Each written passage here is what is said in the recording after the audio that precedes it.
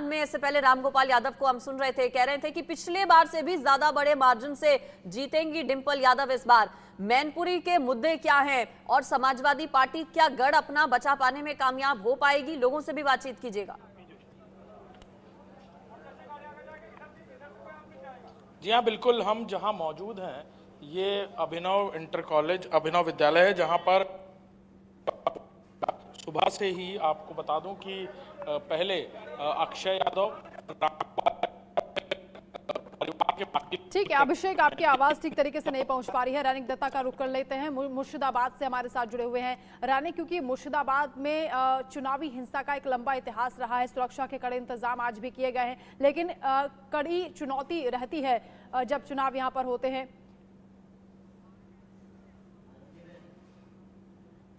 ठीक है, ये तस्वीर एक बार दिखा रहे हैं आनंदीबेन पटेल, उत्तर प्रदेश की राज्यपाल आनंदीबेन पटेल की ओर से भी अपना वोट कास्ट किया जा रहा है। गुजरात में ही अहमदाबाद, गुजरात में वोट कास्ट करने के लिए आनंदीबेन पटेल अपना पहुंची हैं। कुलभूषण के पास जाती हूं मैं। कुलभूषण मध्य प्रदेश का अपडेट हमें देंगे। कुलभूषण, शिवराज सिंह चौहान की तस्वीर हमने देखी, वोट कास्ट किया जा चुका है। मध्य प्रदेश का रण भी बहुत इंटरेस्टिंग है। मामा, राजा, महाराजा, आज तीनों की किस्मत ईवीएम में कैद हो जाएगी। फिलहाल पोलिंग बूथ की तस्वीर क्या अभी?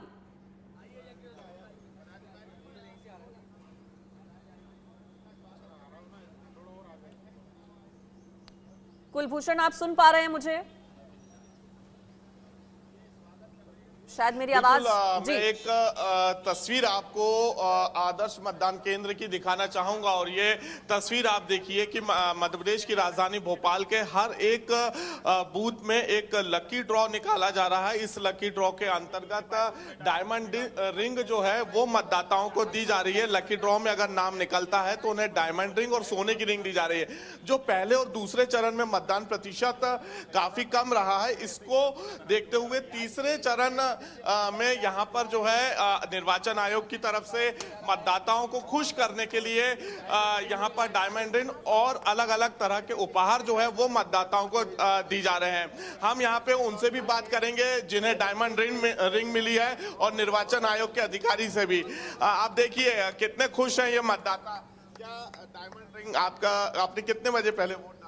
मैंने 8:15 पे वोट डाला। मुझे 0% संभावना नहीं थी कि वोट भाई बोली कुछ कौन पैसा लगने लगा। अरे मैंने कहा आज तक खुला नहीं, 10 रुपए के नाम क्यों बर्बाद कर रहा हूँ समय। अरे बोली नहीं डाल दो, उसमें क्या है। मुझे 0.001% उम्मीद नहीं थी। मैंने कहा मेरा कहाँ आएगा नाम, लेकिन प्रभु की कृपा देखिए, एक चमत्कार। मैं ये डायमंड रिंग भी दिखाना चाहूंगा। आप देख सकते हैं मतदाता ने आज लकी ड्रॉ के जरिए ये डायमंड रिंग जीती है। इसके साथ ही निर्वाचन के जो अधिकारी हैं हम उनसे भी बातचीत करेंगे। मतदाताओं को एक उपहार, और यहाँ पर ये देख सकते हैं कि ये मतदाता हैं। सर, ये एक अनोखे तरीके से यहाँ पे मतदाताओं को जा रहा है, क्योंकि पहले और दूसरे चरण में हमने देखा कि जो मतदान प्रतिशत कम रहा, तीसरे तीसरे बढ़ाने के लिए मतदाताओं को गिफ्ट दिए जा रहे हैं। बिल्कुल, ये एक अनूठा प्रयास है जिला प्रशासन भोपाल का, जहां पर हम लोगों ने मतदाताओं को प्रोत्साहन के लिए कुछ इनामी योजना रखी है। हर बूथ पर हमने कुछ ना कुछ इनाम रखे हुए हैं जो 3 चरणों में दिए जा रहे हैं। हर 3 घंटे बाद एक लकी ड्रॉ होगा। पहला लकी ड्रॉ हमने 10 बजे यहाँ पर खोला है। अभी हमने 4 इमली पे यहाँ पर 3 बूथ हैं हमारे यहाँ पर जिन्होंने हमने पहला चरण का लकी ड्रॉ खोला है, जिसमें से एक हमारा जो झुग्गी झोपड़ी प्रकोष्ठ का यहाँ पर बूथ है 211 नंबर, उसमें डायमंड रिंग आप देख सकते हैं कि पीछे विजेता खड़े हैं, वो कितने प्रसन्न हैं। और ऐसे ही प्रसन्नता जब लोगों में जाएगी, जरूर निश्चित मानते हैं कि हमारा वोटिंग परसेंटेज और बढ़ेगा। ऐसे 210 नंबर पे हमारे नीरज पांडे जी हैं। तस्वीर आपने दिखाई है। अभिषेक का रुख कर लेते हैं, मैनपुरी से हमारे साथ हैं अभिषेक, क्योंकि मैनपुरी में दिलचस्प मुकाबला है। एक तरफ डिंपल यादव है, दूसरी ओर योगी सरकार के मंत्री हैं जयवीर सिंह चुनावी मैदान में। कैसी यहाँ पर फाइट आपको दिखाई दे रही है और क्या हलचल है, क्योंकि वोट कास्ट करने के लिए डिंपल यादव, अखिलेश यादव भी पहुंचने वाले हैं? बिल्कुल, जिस पोलिंग बूथ पर हम हैं अंदर, यहाँ पर डिंपल यादव, अखिलेश यादव पहुंचे हुए हैं अपने मताधिकार का प्रयोग करने का, और ये पहली बार होगा जब उनकी बेटी, बड़ी बेटी अदिति यादव भी यहाँ पर मौजूद है अपने वोट का, मताधिकार का प्रयोग करने के लिए। आप देख सकते हैं जैसे ही वो यहाँ अंदर पहुंचे, सैफई परिवार से जुड़े हुए जो बाकी और लोग हैं वो भी एक के बाद एक यहाँ अपने मताधिकार का प्रयोग करने पहुंच रहे हैं। बाहर गाड़ियां लग चुकी हैं। अब से कुछ ही देर में तस्वीरें आपके सामने होंगी जब समाजवादी पार्टी चीफ अखिलेश यादव, उनकी पत्नी डिंपल यादव यहाँ पर आपको नजर आएंगे तस्वीरों में। और ये पहली बार है जब अखिलेश यादव और डिंपल यादव दोनों साथ चुनाव लड़ रहे हैं, यानी अखिलेश यादव कन्नौज से और डिंपल यादव मैनपुरी से चुनाव लड़ रही हैं। टक्कर कांटे की है, लेकिन सीधे तौर पर कहा जाए तो पूरा सैफई परिवार आज सुबह से ही यहाँ हमें दिखा। शिवपाल यादव और आदित्य यादव भी यहाँ नहीं पहुँचे हैं। अक्षय यादव, राम गोपाल यादव, अभय राम यादव जो सबसे बड़े हैं परिवार में, वो अपना वोट मताधिकार का प्रयोग कर चुके हैं। साथ ही साथ और भी लोग हैं वो यहाँ पहुँच रहे हैं और अखिलेश यादव और डिंपल यादव यहाँ पहुँचे हैं अपने मताधिकार का प्रयोग करने के लिए। और थोड़ी देर में वो बाहर होंगे, इन तस्वीरों में नजर आएंगे आपको। देखिए बाहर उनकी गाड़ी लग गई है। अब से बस कुछ ही मिनटों की देरी है जब देखिए हलचल तेज हो रही है और कुछ ही देर में अखिलेश यादव और डिंपल यादव आपको इन तस्वीरों में नजर आएंगे। खास तौर पर कहा जाए तो जो सैफई है ये जसवंत नगर विधानसभा सीट में आती है और परिसीमन कुछ इस तरह हुआ कि ये मैनपुरी का हिस्सा है इटावा जिले में रहते हुए।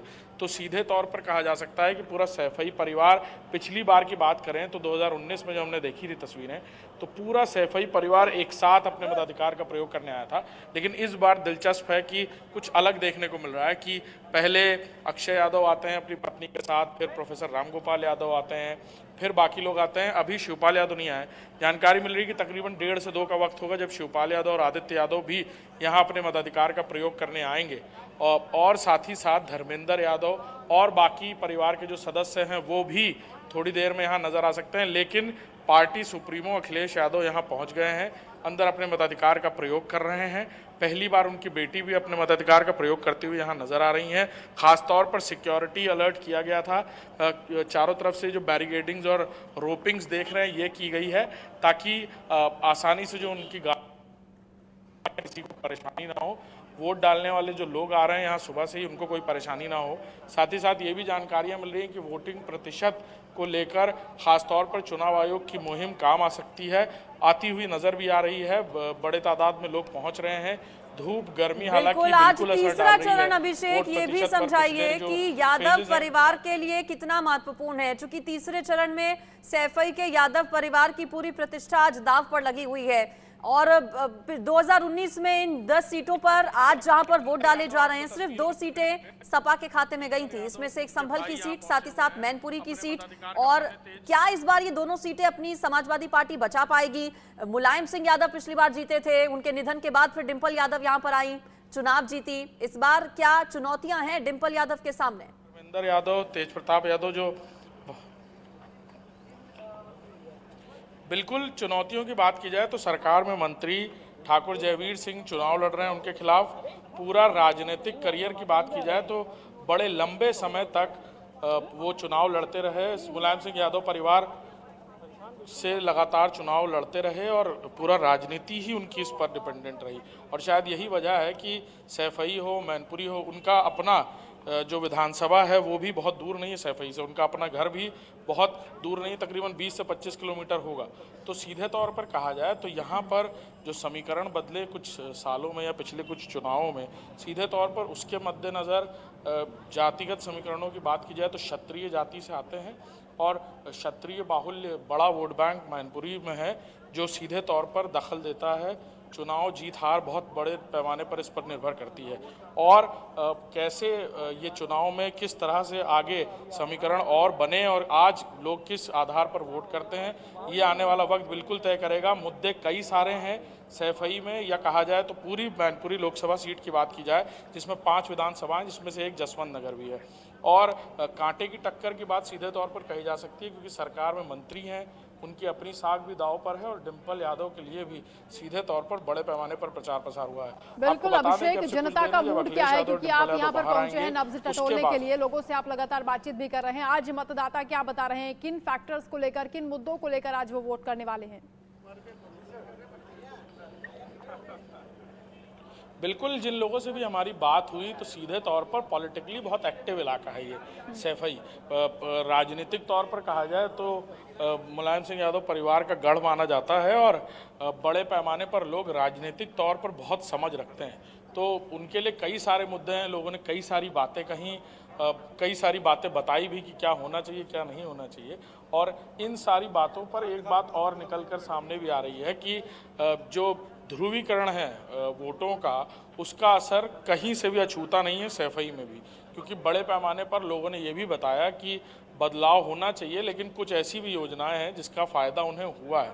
तो सीधे तौर पर ये देखना होगा कि जनता क्या किस बात को ज़्यादा तरजीह देती है इस चुनाव में, और अंदर जा पर लड़ रही है। और